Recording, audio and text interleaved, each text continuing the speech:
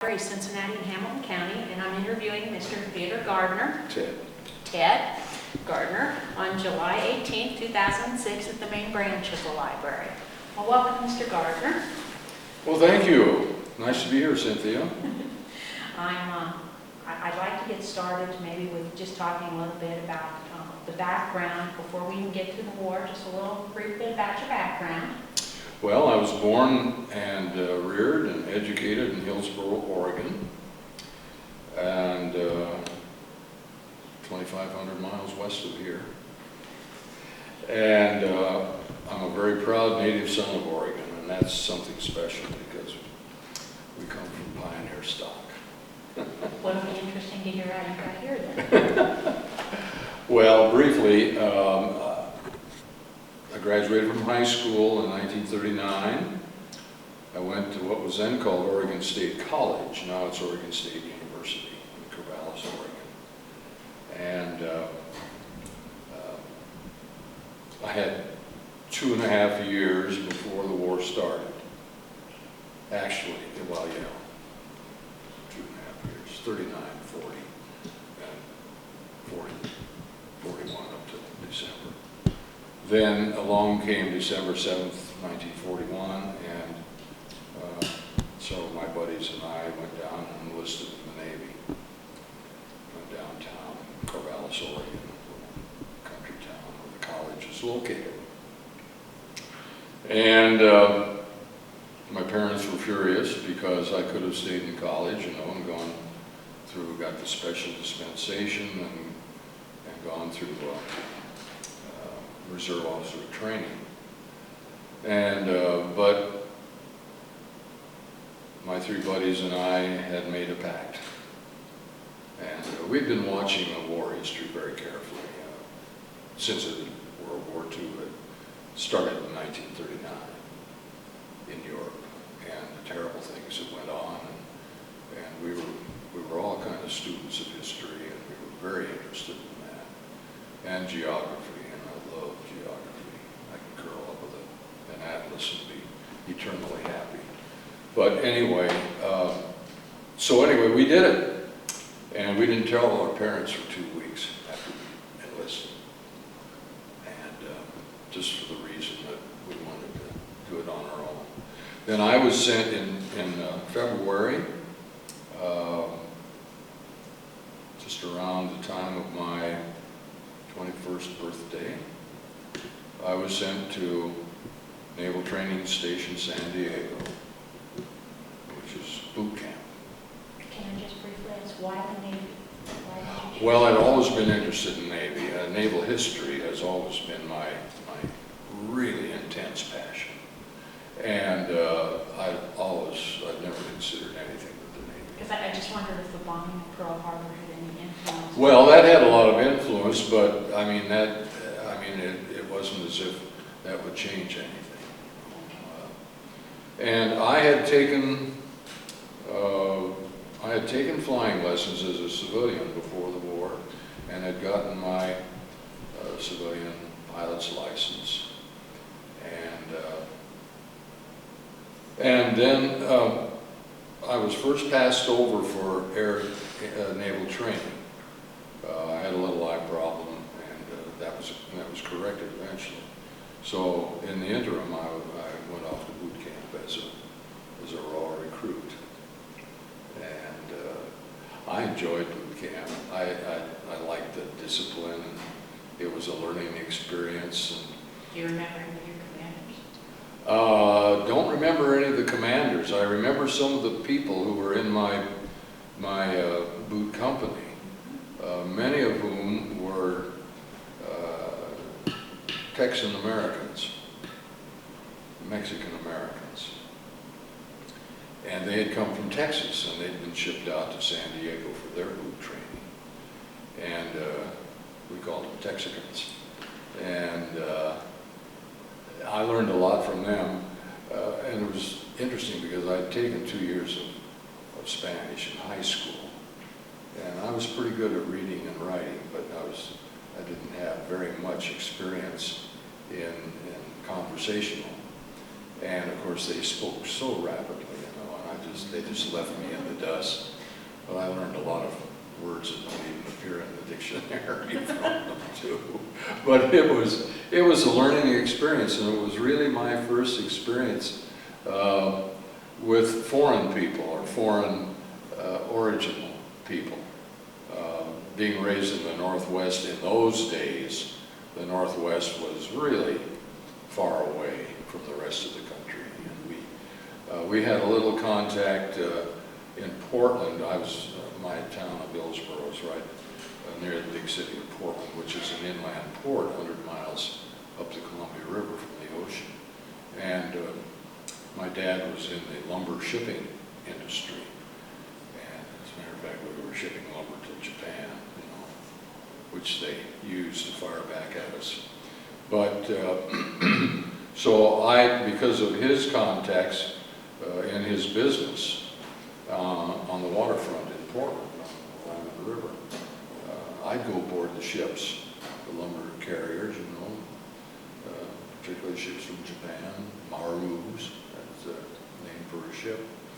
And they were loading the big Douglas fir timbers from the forests of Oregon to take back to Japan to cut up into usable lumber and so forth. So I'd had some contact with that, and that was always very interesting. But boot camp with these Texicans was something else because they spoke Spanish, except when they were on official business. When they were with themselves at time off, it was all Mexican Spanish. And you didn't know exactly what they were saying. I could pick up a few words here and there. But they were very, I would say wary. They were surrounded by gringos, Anglos, and that was an interesting experience. I learned a lot from that. Then, after 90 days in boot camp,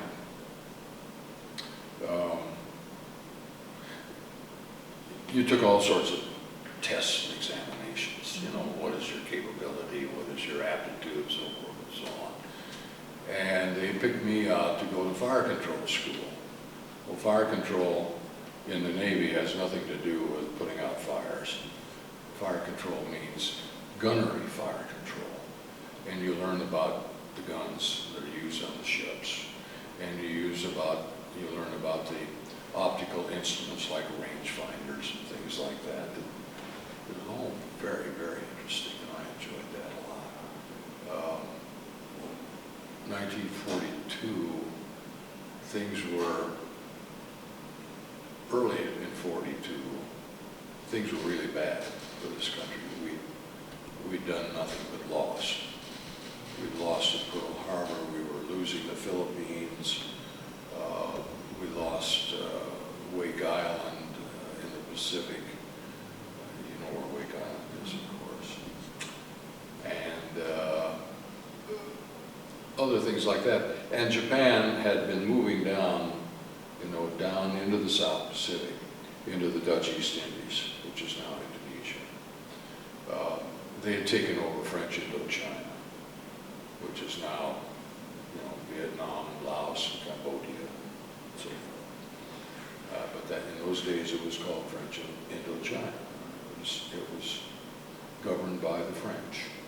And they had taken over that because Japan had no natural resources.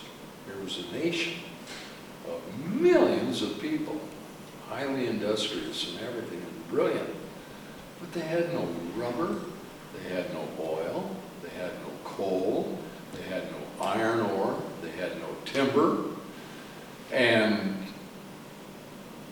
you can't fight a war without those things. And I could understand that. It took me a long time to get to the point where I would accept that on their aggression, that is, on their part. Can I ask you a question about that too? Because I know at the time in America they were creating a lot of films to portray the Japanese as this very sneaky, insidious, untrusting people. But you know, how did you feel before you went to war? Were you influenced Oh, yes. by this? So that's how you felt Oh, before yeah. you... Oh, yes. As a youngster, we felt that because of the depiction of that in the press, cartoons and movies and so forth, they pictured them as little people with thick glasses, you know, and that sort of thing. And some of that was vicious propaganda, of course. Most of it was. Because I encountered some Japanese that were over 6 feet tall. And I was curious enough to find out. And they were northern island Japanese people from Hokkaido, which there's a kind of a race, sub-race of Japanese on those islands called the Ainu. You know about that. And they were larger people because they were strong and they were living in the cold climate, you know, and they had to fight and work hard. And they put out taller people. But anyway, the Japanese, throughout my Navy career, I had very, very little contact with anybody. At sea, you just don't. Unless you snatch somebody from the water or something like that, you know. And people have always said, well, Gardner, you were out there. I had over 2.5 years of sea duty on 2 different ships, 3 actually, but 2 most important ships. And they said, well, you must have seen so much, you know, join the Navy and see the world. Hundreds of thousands of miles across and around and down and under that ocean. And except for Hawaii, I never got ashore. Well, I got ashore once in the Solomon Islands for an afternoon shore break. But usually it was a long, thin line on the far horizon. And, you know, we'd say, oh, there's the Mariana Islands there, and there's the Marshall Islands, and you couldn't tell what they were or anything like that, you know. So, yes, and of course I saw all the war movies before I went into the service, before the war started. There were a lot of stupid movies that were put out by Hollywood, and I guess they made a lot of money, but they certainly misled, because they really put the Japanese as a nation down, refusing to recognize the fact that they were a pretty brilliant race of people, although they were completely dominated by the military cabal, who fed the emperor what he wanted to know, and that's how they got in trouble. So, you want me to go on with my experiences, or do you know, interrupt me at any time. I love your questions. All right. But, and I love Southern California. Oh my goodness. Oregon has a lot of rain, and I've been to California as a boy with my parents, but I never spent any time like in San Diego, which is so warm and so beautiful. You know, just it was wonderful. I had a cousin in Los Angeles, and I had a cousin in San Francisco, so I was able to visit them, which I'd never been able to do before, and they introduced me to a lot of things, which was wonderful. And you know, where to go to church on Sunday, you know, what the good shows in town were when you were on Liberty and things like that. I saw the first performance of the first road show of Oklahoma at the theater in Los Angeles. Never forget that. That was just great. And at this time, were your 3 friends still with you? Were you all? No, we were all broken up. So after boot camp, you were After all broken, we were all, excuse me, we were all separated. And One of them was assigned to the battleship USS Arizona. And that was odd, because the Arizona was already sunk. Things got a little mixed up in the early days of the war, but that we always laughed about that. Come on, Freddie, you're going to go to the Arizona? She's on the bottom of Pearl Harbor in the mud, things like that. Well, at that point in time, the United States was working overtime to build ships that they desperately needed. Oh, definitely. The Homeland War effort was incredible. I'd had a little experience too with the Kaiser Company shipyards in Oregon, where they built tankers and landing craft and small carriers, one of which I later served on, that had been built at Vancouver, Washington, right across the Columbia River from Portland, at the Kaiser shipyards. And so that was, it was wonderful, and I knew, even in my little hometown of Hillsboro, which at that time only had about 3,500 people, today it has 84,000. It's it's connected to Portland, unfortunately, but anyway, that's the way things go.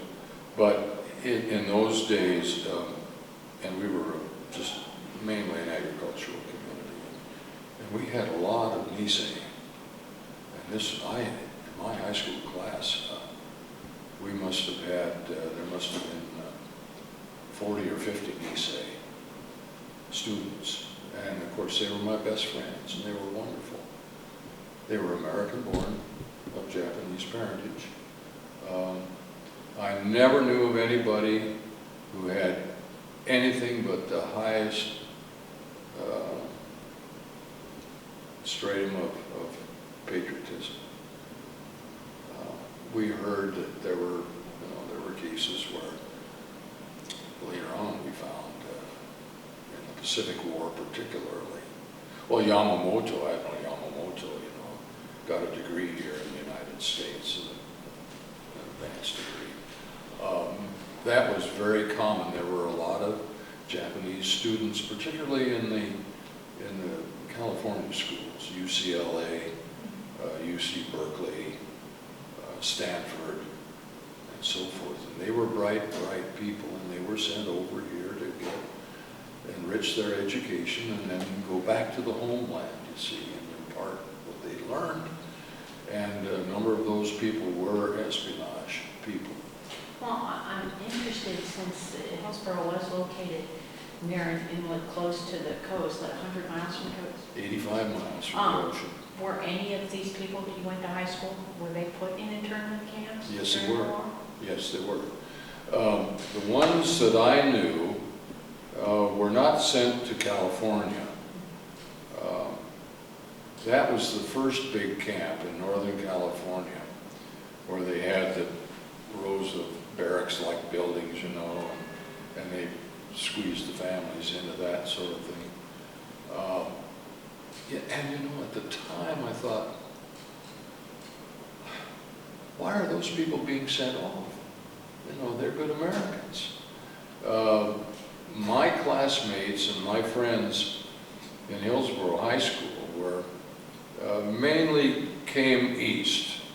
Some into Idaho, some came into Ohio to find a new life and so forth. And then many of my peers were in that famous Army regiment, the 424th. That was the most decorated military group in the whole World War. And they served mainly in the Italian campaign, in the European theater. And they were just wonderful people. And my pals they were all the brightest students. They all got the best grades. They were good athletes, small. They were small in stature, But, I mean, I'll never forget George Sagawa, who was the quarterback on our high school football team. And, you know, he was 5'4", weighed 150 pounds, and one of the finest athletes I ever knew in my life.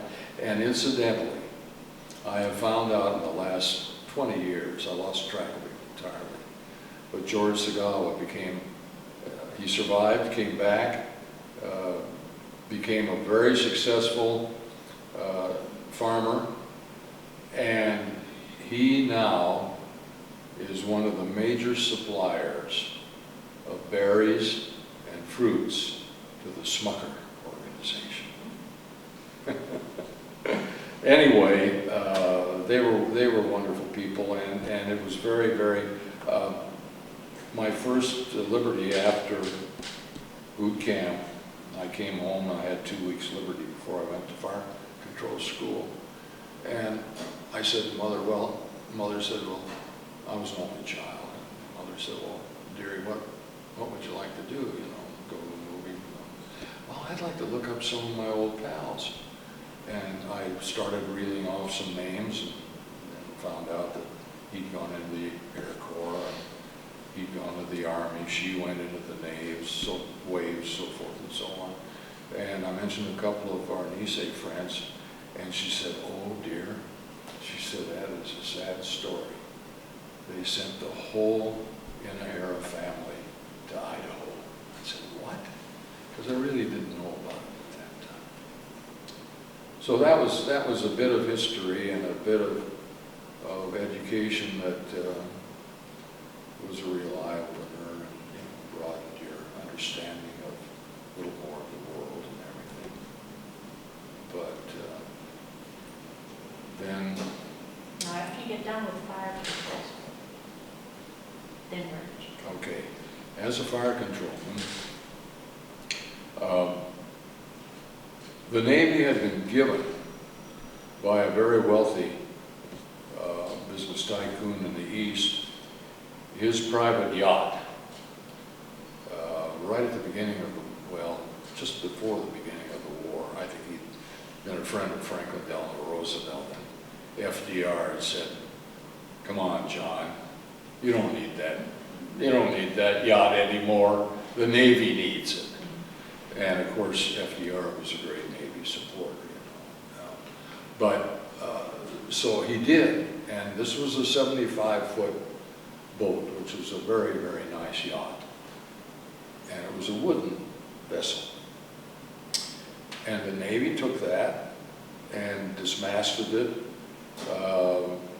reordered it and everything, and put a 3-inch gun on the foredeck of the ship, the boat actually, and a couple of 30 caliber machine guns, put a different motor engine in it, and designated it PC-121, which means patrol craft, with the idea that it would be a,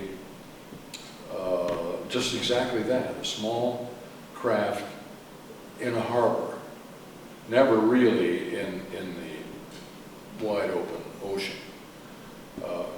Had 2 officers and 12 enlisted men aboard. I was the fire control. And they loaded this wooden ship on a huge freighter, lifted it up, put her on the freighter, and we all went off to the South Pacific. How about that for a cruise? And we went to a place that nobody had ever heard of before, called Guadalcanal, British Solomon Islands. Well, I've got a quick anecdote about that. I read this just a few years ago. There was a family in France at the beginning of the war, just before the beginning of the war, and the father, the patriarch of the family, could see the war clouds gathering, and he gathered his family together and he said, we're going to go to a faraway place in the world which will never be touched, and we'll all be safe. And he got out a map, put his finger down on the the British Solomon Islands, Guadalcanal, and they became planters down there. They planted sugar, and they raised sugar cane. They became very wealthy, and they lived, 10,000 miles away from the rest of the world. And then, lo and behold, in 1942, all their life changed.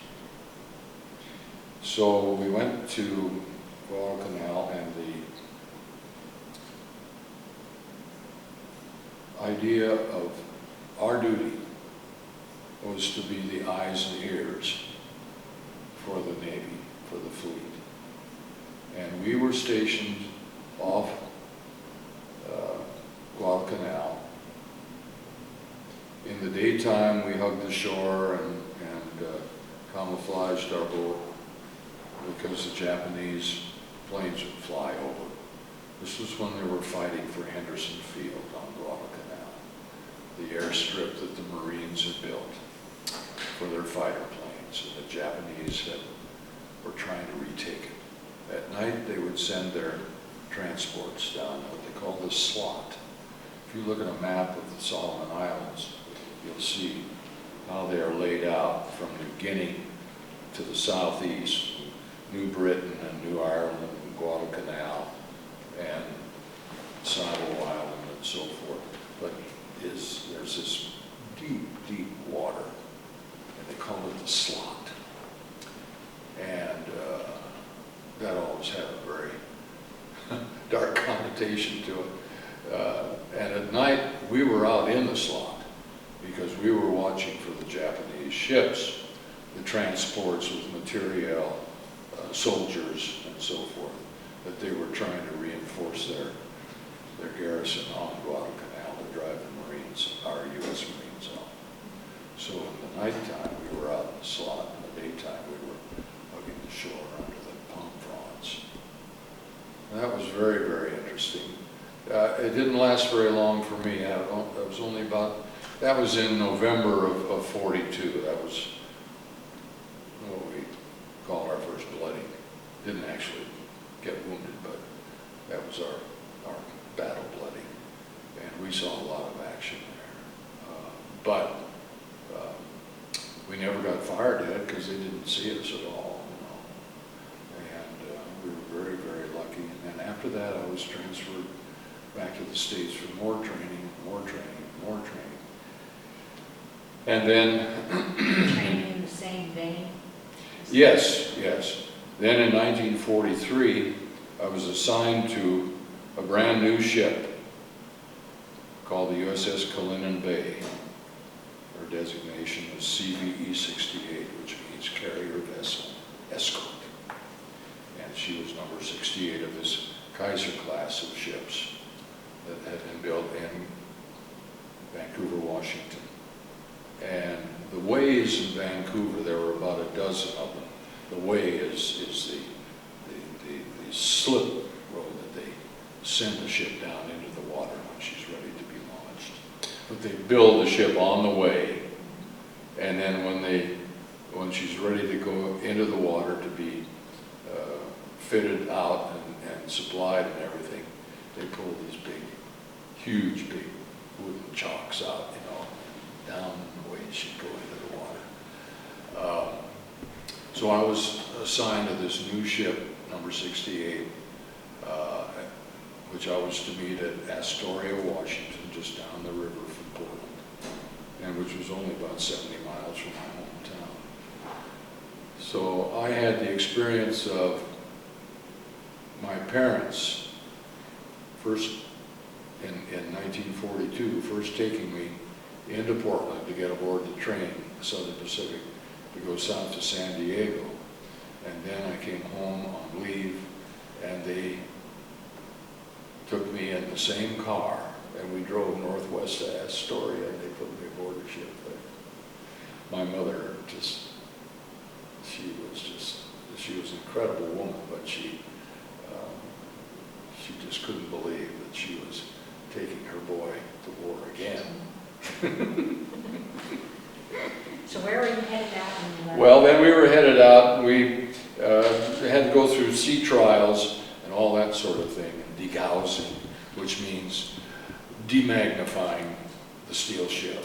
Now these ships, I have a book here on the Gambier Bay. She was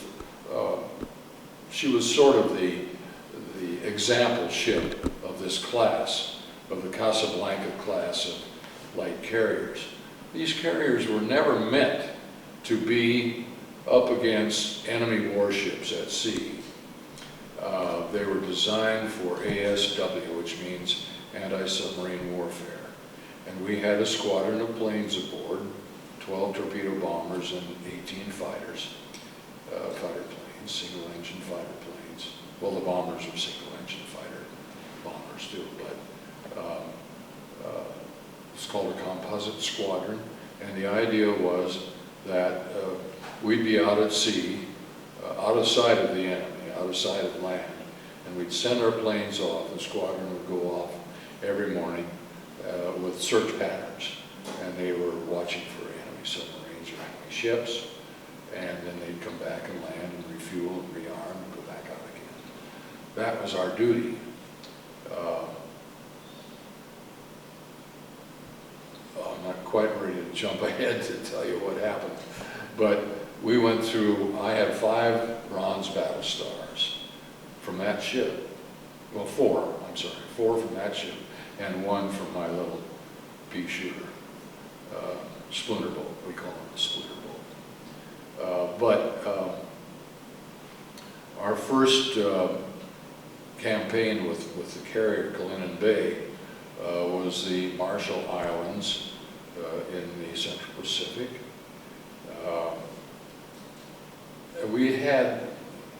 That was our first major battle. We had a little contact with the Battle of Tarawa in the Gilbert Islands in late November, early December of 1943. But we didn't see much action there. I mean, we escorted some landing craft that carried Marines ashore and that sort of thing. By that time, the island of Tarawa, which was a terrible battle, had been secured. So our first really major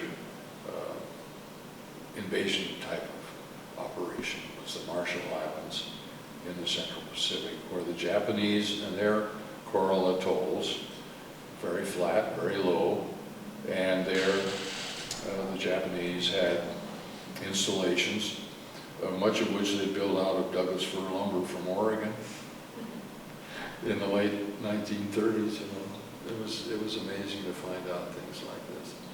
But that was an interesting campaign. The Marshall Islands. Who was one of our allies in World War I? Do you know? Well, our major allies were Britain, and France, Japan. Japan was an ally in World War I. And the reason for that was, of course, she was in the Pacific, far Pacific, and a very important ally. Well, Germany had some island possessions in the Pacific, one group of which was the Marshall Islands, and the Caroline Islands, and the Marianas Islands. Those had all been German possessions before World War I. Then when Germany lost World War I, those islands were ceded to Japan as war prizes. And of course the Japanese, they were delighted, you know, because they knew eventually what they were going to do. And they were probably saying, suckers, you know, but anyway, they built their establishments on those, and fortifications on many of those islands. So that was, here again, life aboard this carrier. Let me tell you about this ship, this class of ship. The heaviest piece of metal on the ship, we call the skin of the ship, was 3/8 of an inch. So you can see she was never intended to be up against enemy guns.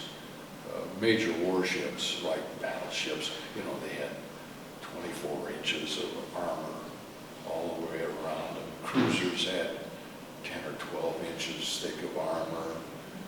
Even the big carriers had 6 or 8 inches thick stuff. We had no armor at all. We just had the skin of the ship. And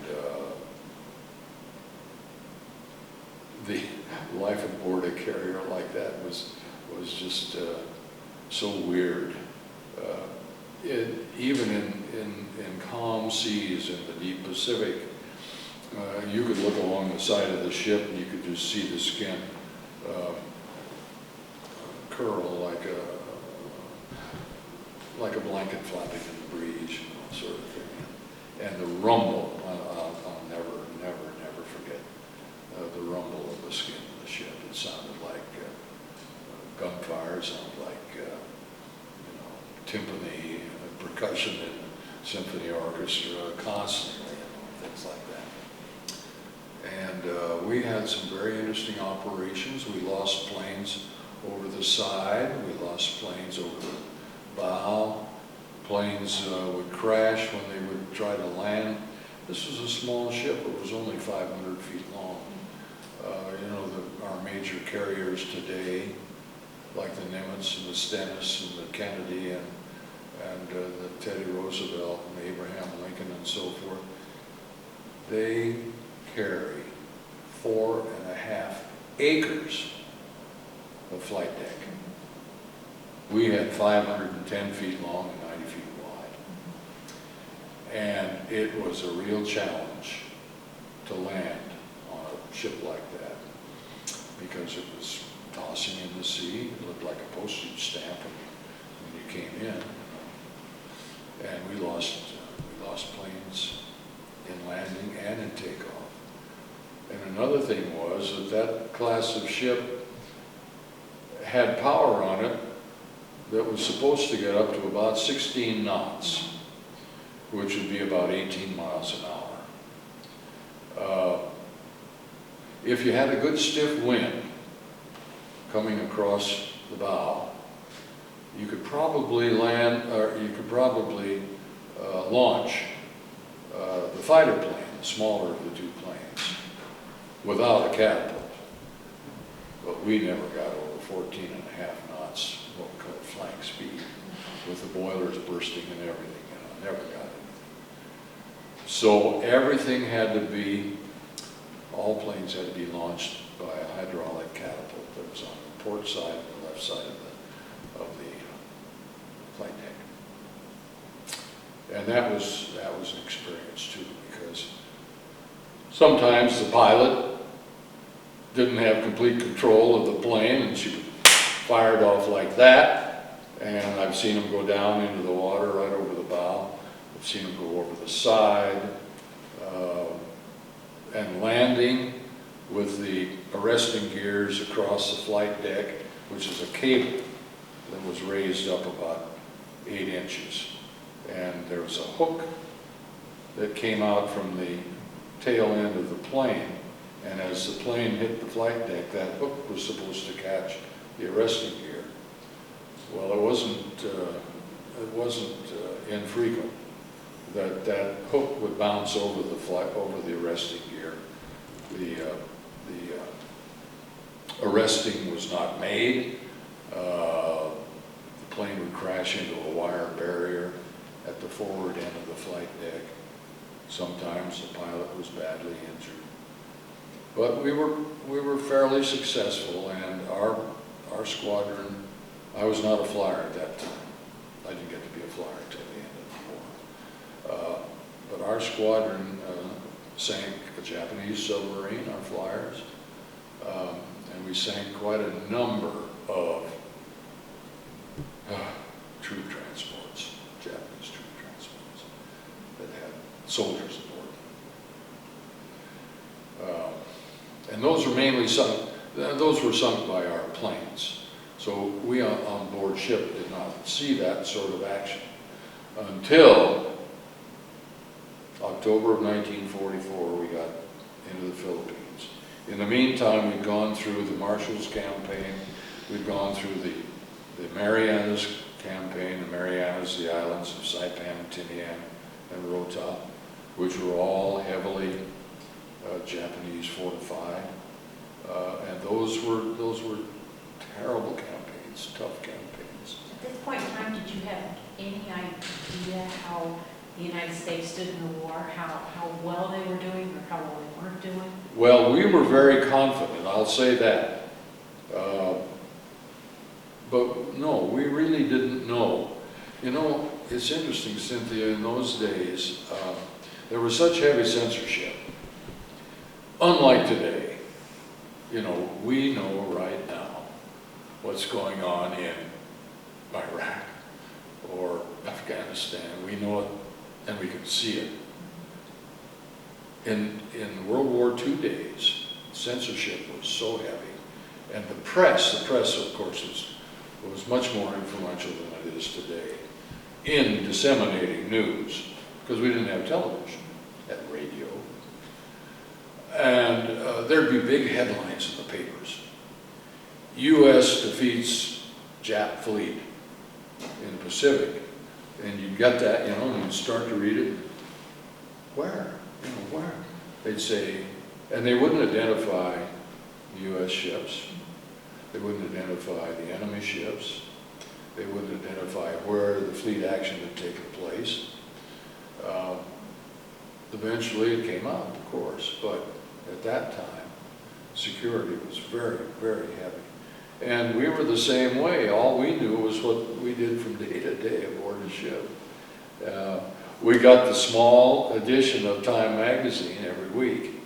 That was interesting. That was a special edition for service people.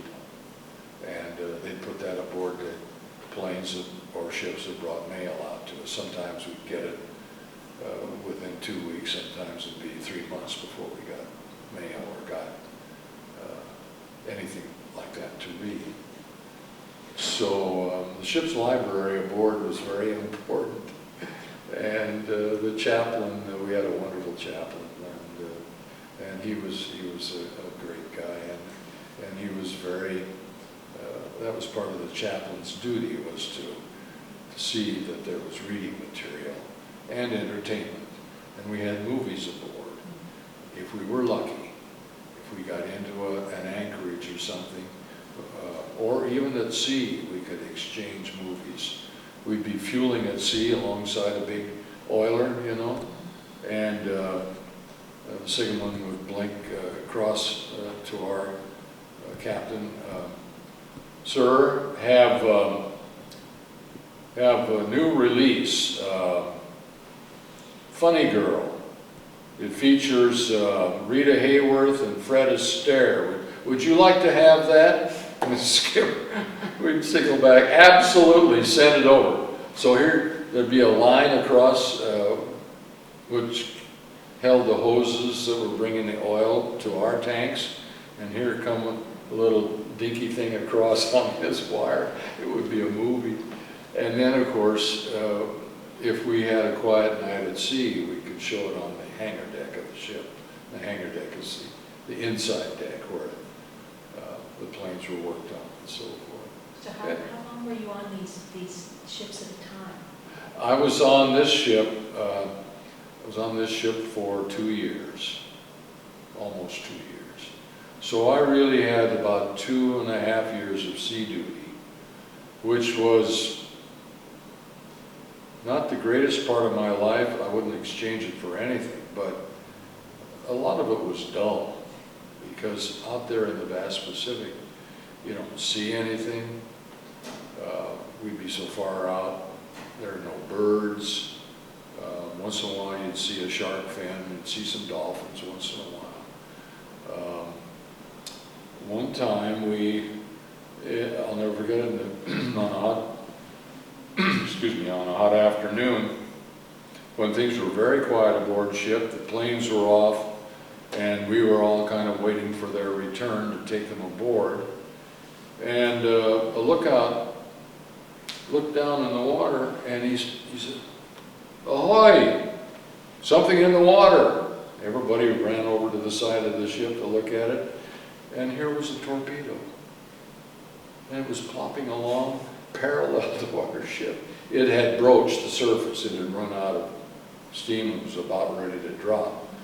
Well, somewhere an enemy had fired a torpedo at us and we didn't even know it. And somebody later said, "Oh, it was just another porpoise," but it was officially noted as an enemy torpedo.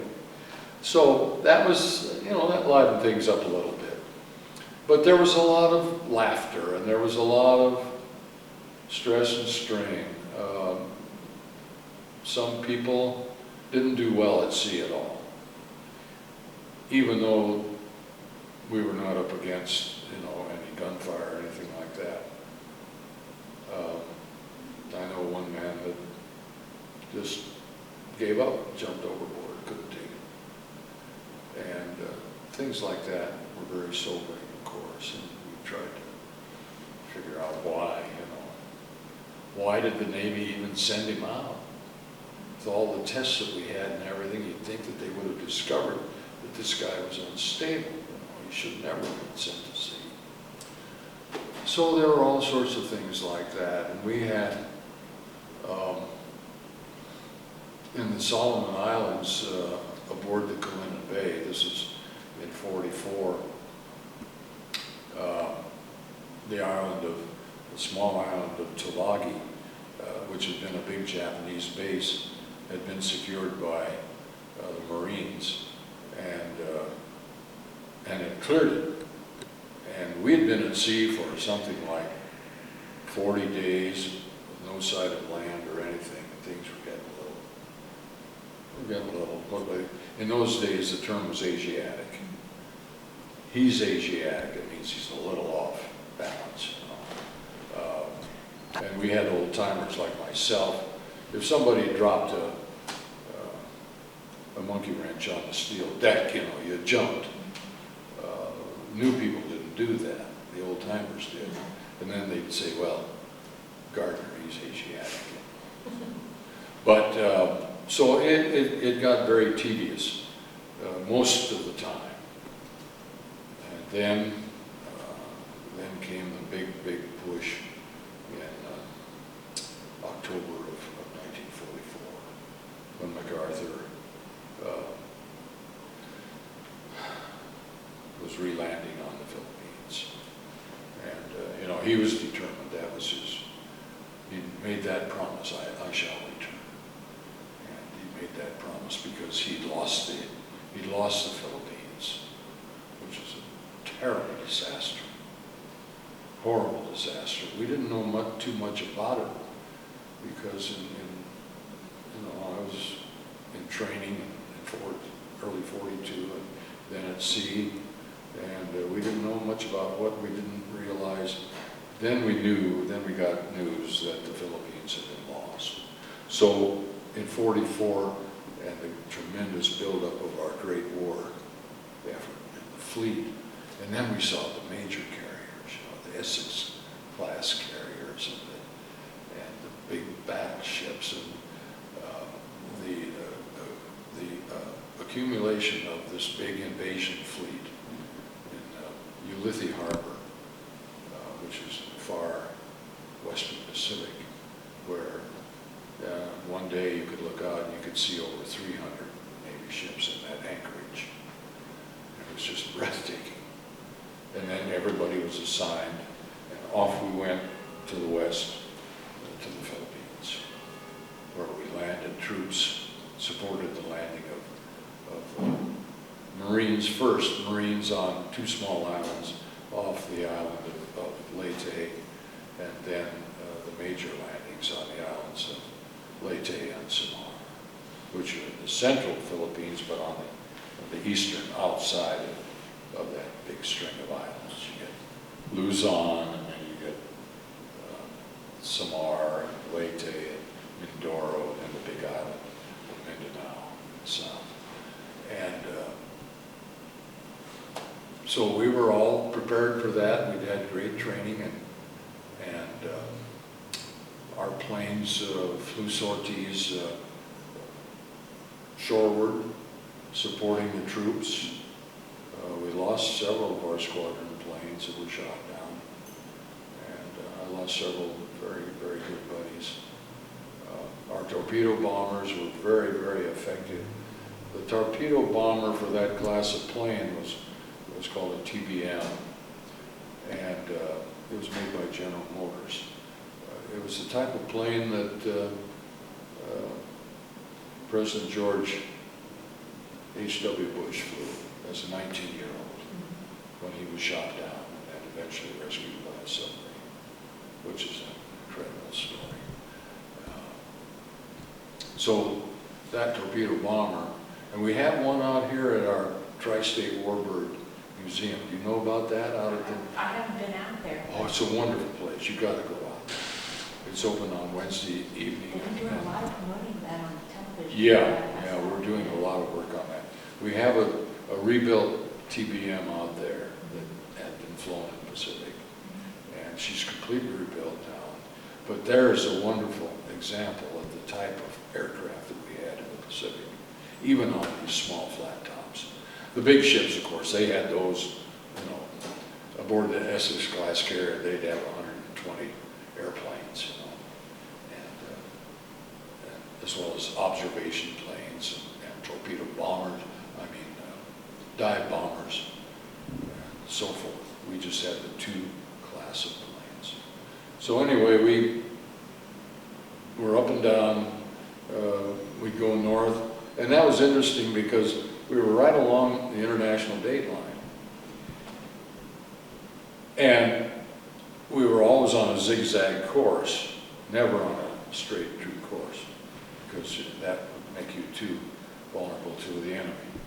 So we changed course, and one day, in the ship's log, I'll never forget seeing it, there were 40 changes of course and changes of date, because we crossed the international date line going west, and then we cross it going back east. So it was today, yesterday, and tomorrow, 40 times a day across the international date line. So then in October, toward the end of October, the 20th, the Japanese fleet, we knew they were building up very heavily. And we knew that there was going to be something, because they wanted, of course, to drive the soldiers and Marines off the islands. And they wanted to destroy them, and they wanted to destroy, they knew that the American fleet was huge and was out there, and they wanted to destroy that. And we were part of what they call Task Group 54.4.3. I'm sorry, 74.4.3. And we had a nickname for each task group, and our nickname was Taffy 3. There was Taffy 1, Taffy 2, and Taffy 3. And the Taffies were made up of 6 small escort carriers, either 3 or 4 destroyers, and either 3 or 4 destroyer escorts. Now, a destroyer escort is a destroyer-like ship, but smaller than a destroyer. And of course, they were escort ships, and they were fast, and they were always out with the fleet and acting as a shield for the larger ships. And so they were our shields, our 6 baby flat tops.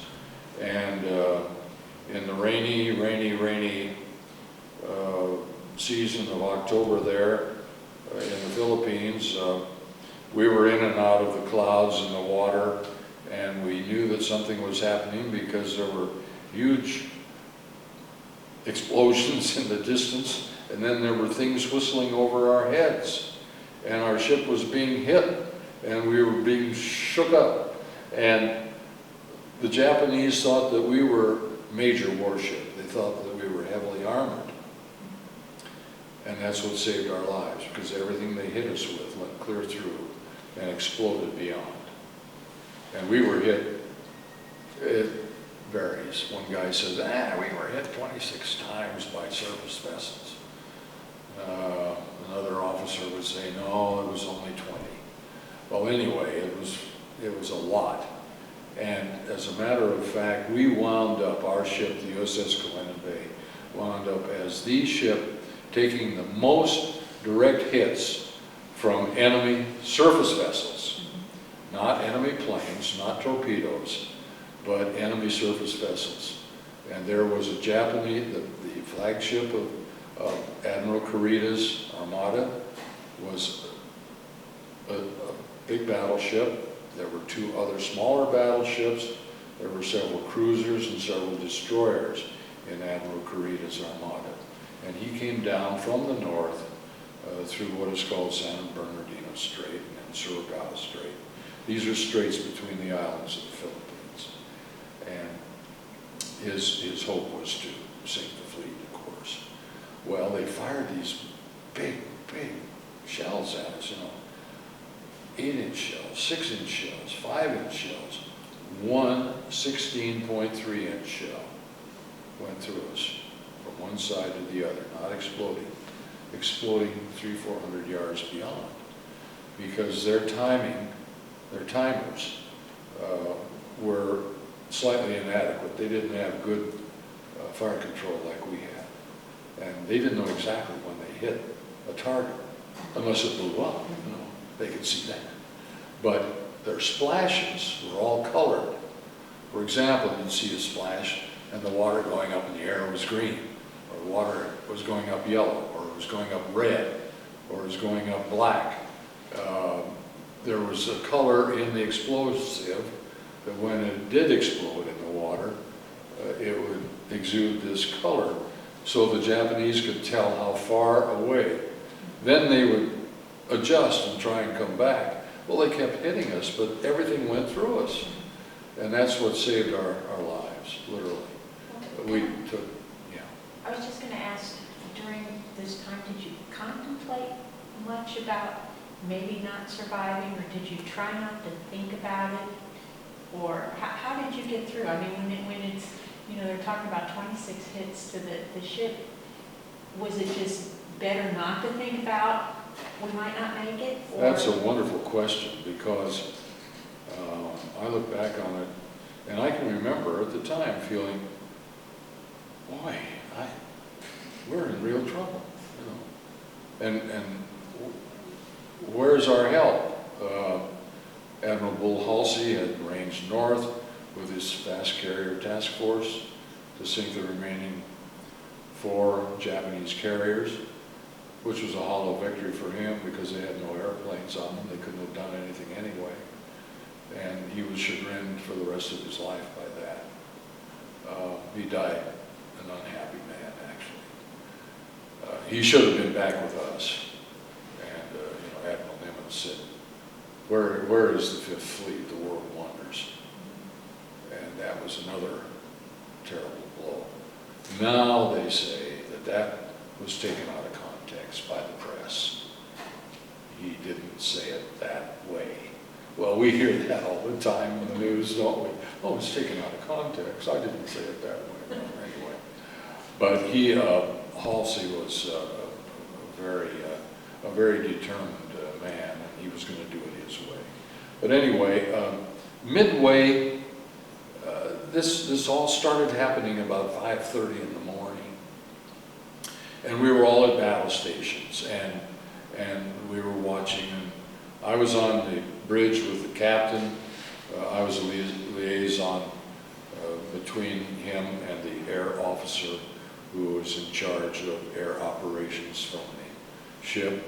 And so I was right up there where it was all happening. I saw everything. I was very, very lucky. And I thought at the time, boy, if I get through this, I can write a story about this.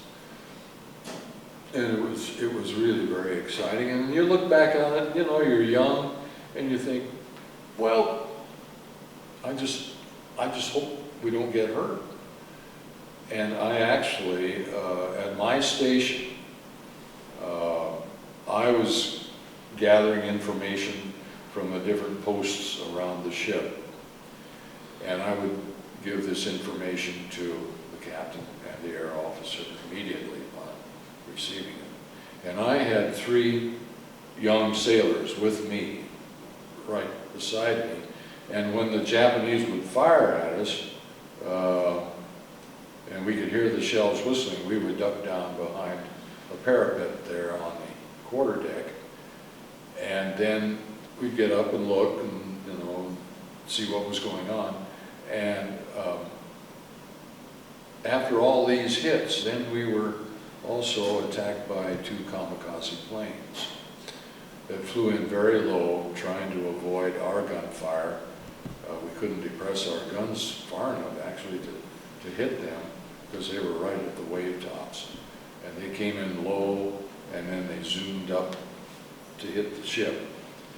And terrible explosions and gasoline exploding, gunners along the flight deck terribly burned, all that sort of thing. And one of these young men, that was sailors that was beside me, I'd given the order, get out, hit the deck flat. And this one kid was so curious that he actually stood up. He wanted to see what was happening, and he was hit right in the throat by shrapnel from one of these exploding Japanese warplanes. And he literally died in my arms. But that was a very, very scary, very sad time. But you know, you're young, those things pass. You don't dwell on them. And I can remember talking with a number of shipmates, and said, boy, this is a pretty darn exciting adventure. But it was very, very serious, and we were very well trained. We were just trained to the nth degree, and we had good equipment, we had a wonderful spirit, and we knew that the tremendous backup that we had back here in the mainland by everyone, people who were involved, Rosie the Riveters, all those wonderful people that worked in the munition factories and the airplane plants, you know, Boeing in Seattle and so forth, and all of the wonderful manufactories that were making things and supplying us with food and all that sort of thing, oil. Incidentally, that 16.3 shell that went through us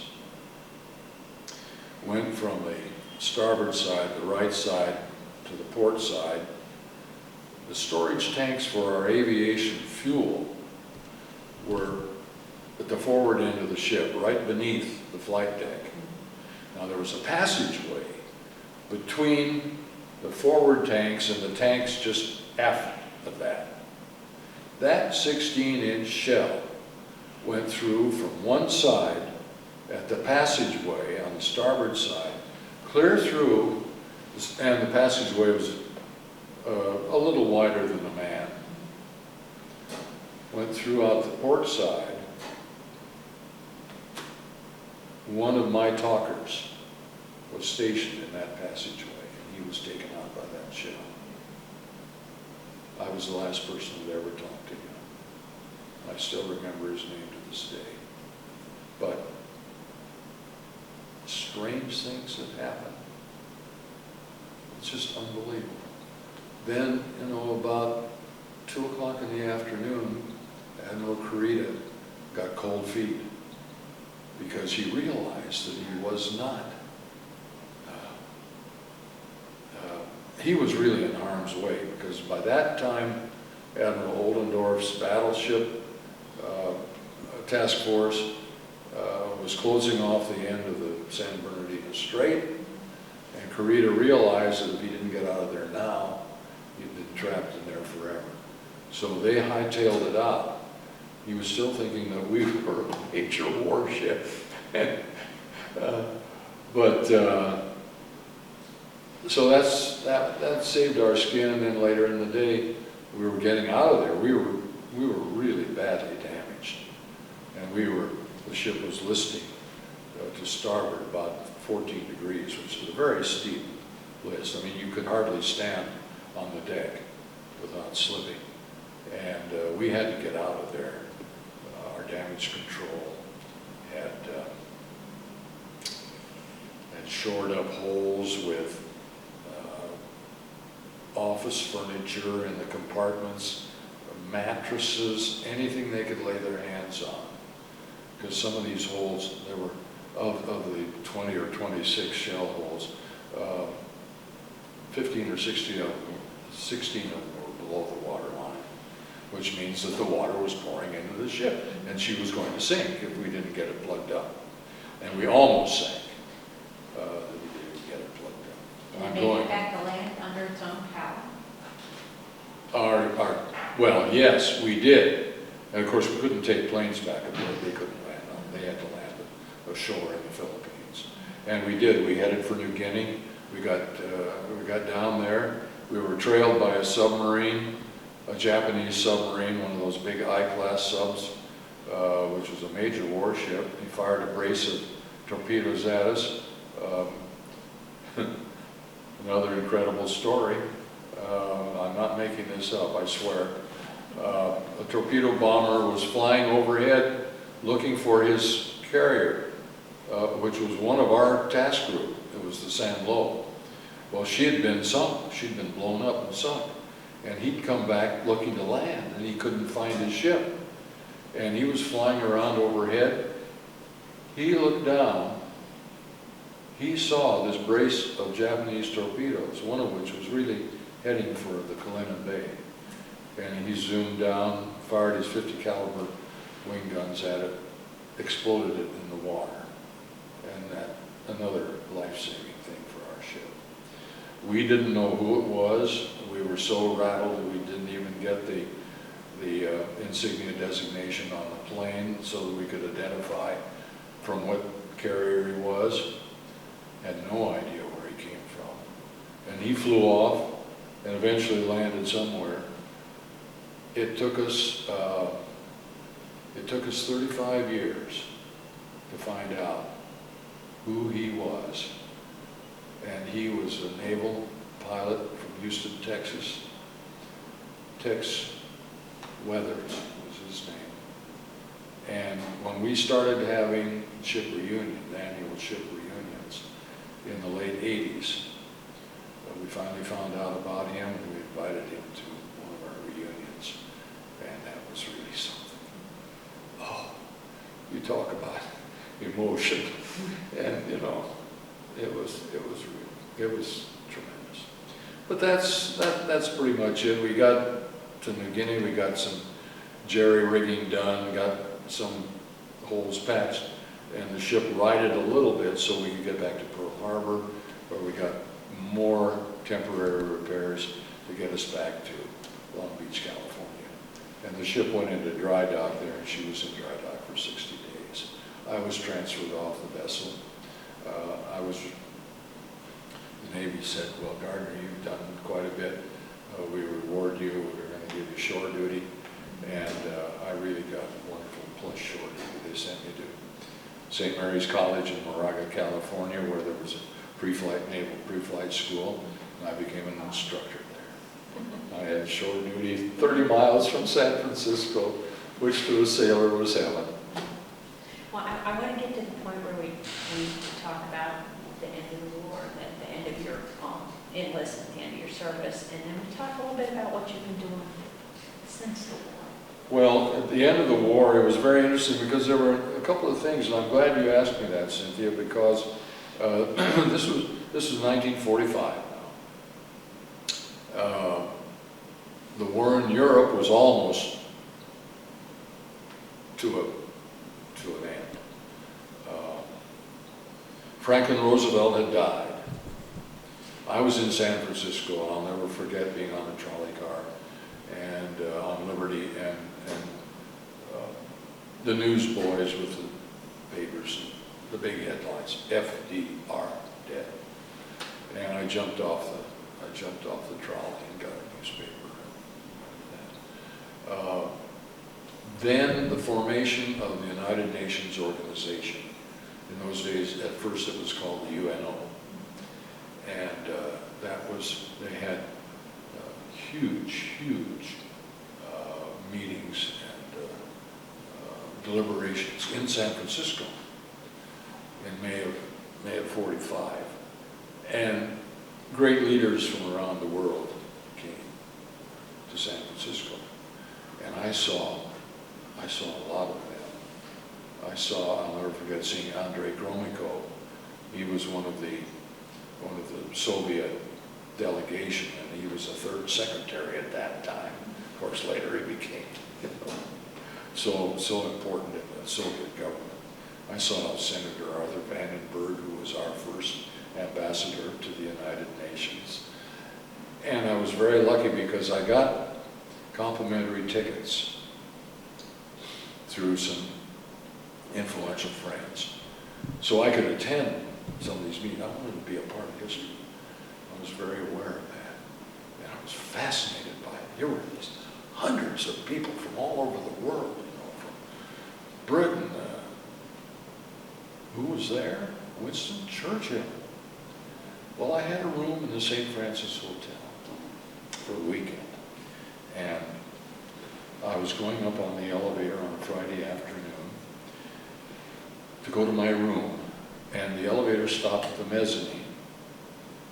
And the first person that walked into the car while I was standing there in the back of the car was this very, very highly decorated, uniformed man, and it turned out to be Field Marshal Jan Christian Smuts of South Africa, one of our great Allied war leaders, and his orderly was with him.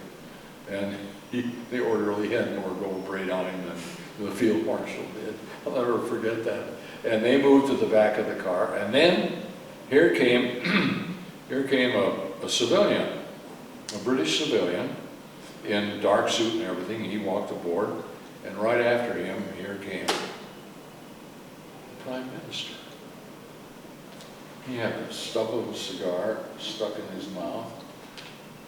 I could smell they'd been drinking brandy. They'd been down in the bar at the St. Francis.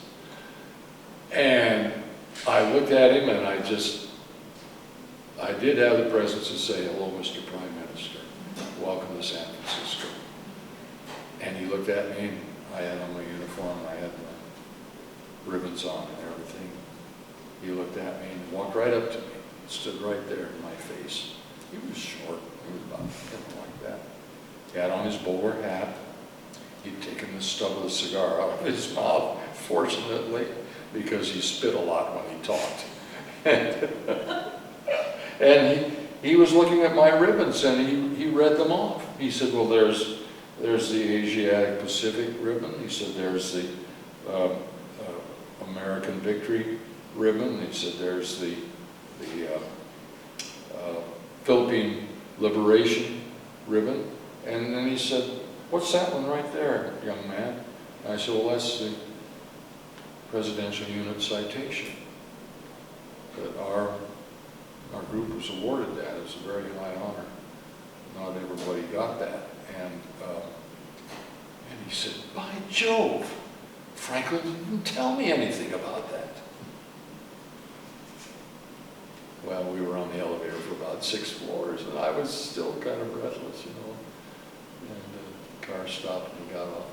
And later, a couple of days later, of course, I saw him in the distance out at the Palace of the Legion of Honor in San Francisco, one of the big meetings.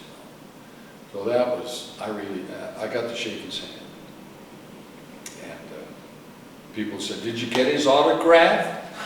No, I didn't get his autograph. I didn't want to. I didn't want to impose upon him, I mean, a world guy like that. He was such a character, and he was such a colorful person. And that was one of the great highlights of my life. So you were on the mainland when they dropped the bomb? Oh, yes. Did you have any inkling that that was about to happen? We knew something was going to happen. But here again, they had used the term the Manhattan Project in the news, but they didn't explain it. Now, we also knew at that time that there had been some tests in the New Mexico desert, but we didn't know what they were. So when August the 7th came along, and I was teaching a class at St. Mary's, pre-flight there, and the news came over the radio, and they stopped everything, Hiroshima had been bombed, and then 2 days later, Nagasaki. And we knew then that was it. The Japanese could not withstand that sort of thing. It's interesting, and there's a lot of stuff still coming out. You know, for 30 years there was this War Secrets Act. So book writers and historians for the first 30 years after the war had very limited access to records and everything. Now everything is open. Now they have Truman's diary. Huh? Now they have Truman's diary. Oh yeah. Oh yes. And all that sort of thing, and there are more and more things that are being written all the time. But the things that have come out since are just amazing. I know almost every day of the year there's another book written about World War II. And I've been very, as I told you earlier, I've been very, very concentrated on the Pacific War. I've given courses at UC and the ILR, Institute for Learning and Retirement, and had a lot of fun with that. Turned up a lot of people that I never knew existed, that served in the war. They came to those meetings of the ILR, which is a wonderful thing. Anyway, I've gone on much longer than you probably needed, so. Oh, I could listen. I'm sure we could listen for hours and hours more to your stories. They're good stories. As my family say, Dad can go on forever. If he doesn't know it, he can make it up. But thank you so much for doing this interview. I feel like it's been a real honor. Well, thank you. It's an honor, and there's a picture of our class of ship, and she was small and she was kind of spare, and I've got a lot of pictures in here, battle pictures. These are pictures of our ships in the Battle off Samar in the Philippines. These are carriers. This was the Gambier Bay that was sunk. This is one of our sister ships that was hit. And some of these pictures were taken from our ship. That's one of our sister ships that was hit and later sank. And things like that. So I urge people to, use the library. Pictures. Oh, pictures. Dennis is giving me the high sign here. This picture in particular shows damage on the flight deck. And this was our ship. This was the Kalinin Bay. I have this picture that originally was given me by our ship's photographer. And this doesn't look too bad. But what this indicates is, and see, it's a wooden deck, and splinters were flying. Men got stabbed by wooden splinters and all that kind of stuff. But what this indicates is that the kamikaze pilot, the most desirable thing they could do would be a direct vertical dive, because it's much more devastating. Everything explodes at once. And they knew they weren't going back. Because of our evasive maneuvers, he had to shallow out his dive to even hit us. And he hit a glancing blow, exploded, oil, gasoline, burns, terrible damage, and the rest of his plane went over the side. And this was the plane that the shrapnel came and hit the young sailor that was alongside me. These are wonderful photographs. These are all battle photographs. This one here is of the, wait a minute. This one here is of the, this is the Saint Lo, the Saint Lo. She was named after, of course, a World War II battle in France. She was hit by a kamikaze, and she had been lowering planes on the after elevator to the hangar deck for repair. And that elevator was open, and it's a huge area. twice the size of this room. And that plane dropped its bombs, and the bombs went right down the open elevator. Now the magazine on these ships, the magazine is where ammunition is contained, is in the after part of the ship below the hangar deck. A very high concentration of terrible explosives. And that bomb went down. They shot the plane down, but she was able to release her bomb. Went down the open elevator, exploded, set off the magazine, and the Samuel was sunk. Now that's later. That's the ship that Tex Weathers flew from. And he came back in the afternoon and he couldn't find his ship because she was sunk. And we were right here. We were maybe a half a mile away, and I could see everything. I can still see the explosion. I can see everything. I can see the men in the water, all that sort of thing. Anything else you want to show? That's it. Right, I've talked to you. no.